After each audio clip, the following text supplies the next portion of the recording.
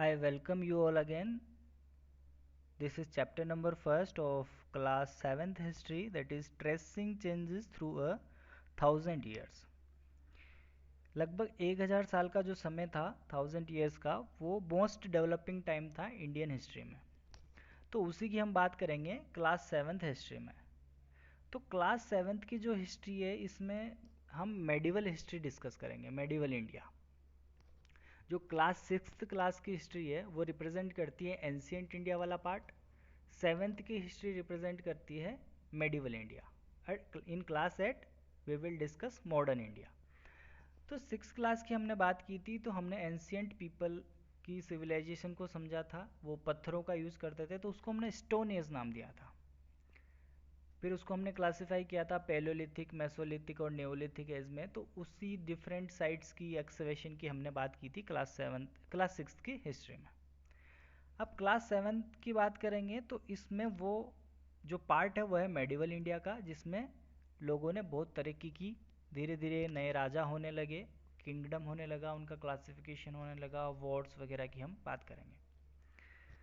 तो जो medieval India वाला टाइम था वो लगभग 750 टू 750 तक का रहा। अच्छा, एक और बात यहाँ पे क्या होता है कि बहुत जगह बीसी से रिप्रेजेंट किया जाता है, बहुत जगह एडी से रिप्रेजेंट किया जाता है, बहुत जगह कोई जो डेट होती है उसको बीसीई या फिर सीई से रिप्रेजेंट किया जाता है।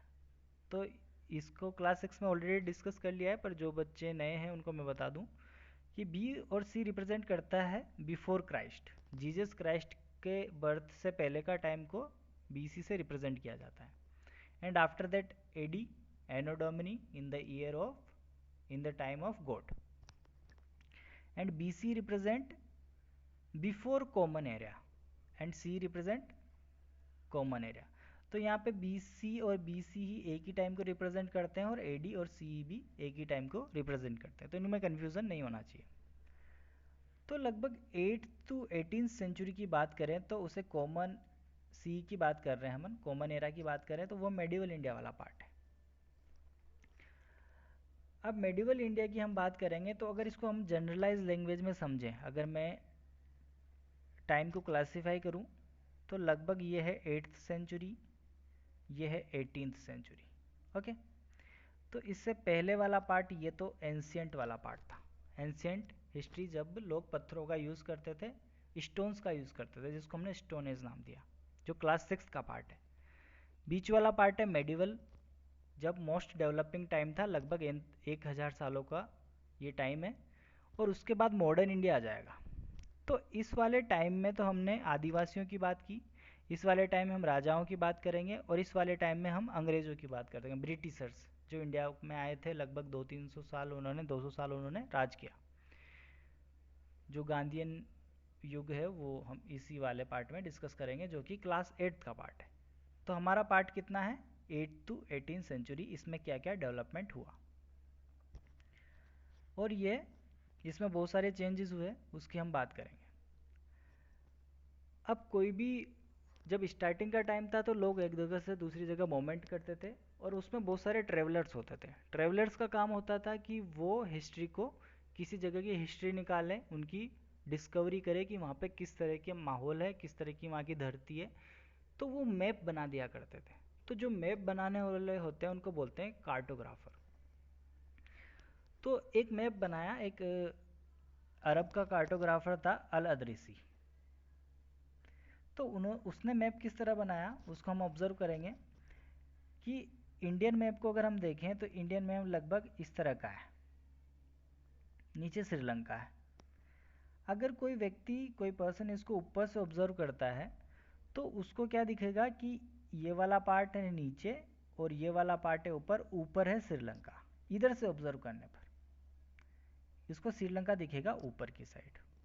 ओके, अगर कोई नीचे से ऑब्जर्व करता है तो उसको श्रीलंका दिखेगा पहले, फिर बाद में पूरा वाला पार्ट दिखेगा। तो उसी के बिहाफ पे ये मैप बनाया गया है। अगर कोई ऊपर से देखता है तो श्रीलंका ऊपर दिख रहा है, क्योंकि इधर से देखने वाले को पहले ये वाला पार्ट दिखेगा, तो उसने ये वाला पार्ट पहले ट्रेस किया और लास्ट में श्रीलंका वाला पार्ट ट्रेस किया। तो इसी को इस तरह का मैप बना और ये ऊपर उसने श्रीलंका वाला रीजन बना दिया। किसने? अल अदरीसी ने, जो अरब का कार्टोग्राफर था।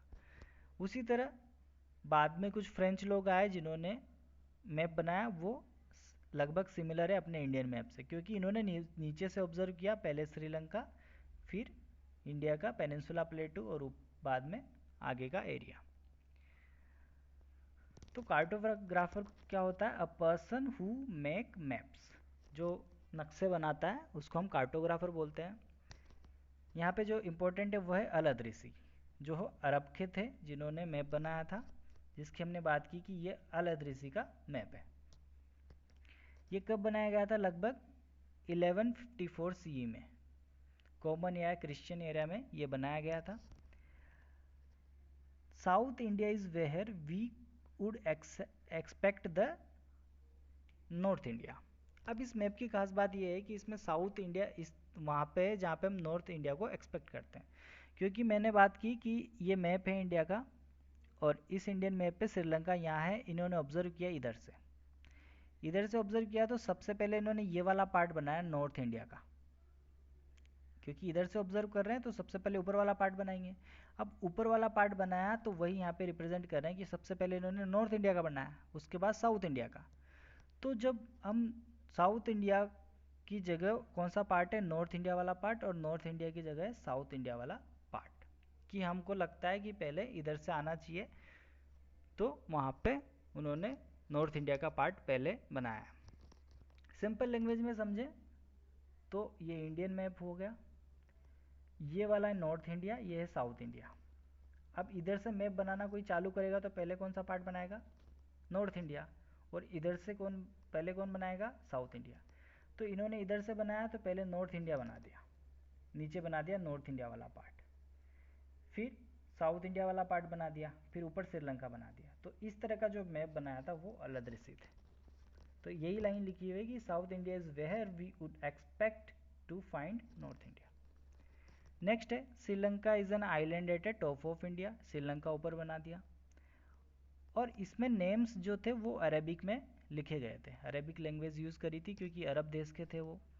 And there are some popular place in UP like Kannauj, स्पेल्टस कन्नौज वगैरह। तो ये इसके स्पेसिफिकेशन है कि उन्होंने किस तरह का मैप बनाया था।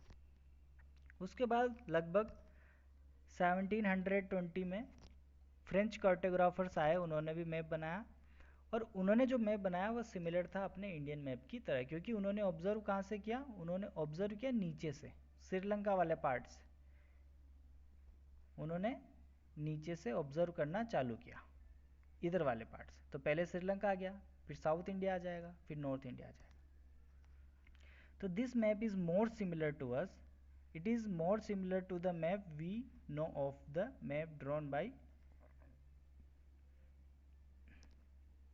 अल अदरीसी। ठीक है, तो जो अभी आजकल हम मैप देखते हैं उसके जैसा था ये। पर अगर हम बात करें कि अल अदरीसी का मैप को अगर उल्टा कर दिया जाए तो वो भी फ्रेंच कार्टोग्राफर द्वारा बनाए गए मैप के समान ही लगेगा। Coastal areas in a particular detail, और इसमें कोस्टल एरिया जो थे जहाँ पे है समुद्र वाला एरिया है, जो बे ऑफ बंगाल और अरेबियन सी वाला है, उसको अच्छे से रिप्रेजेंट किया है।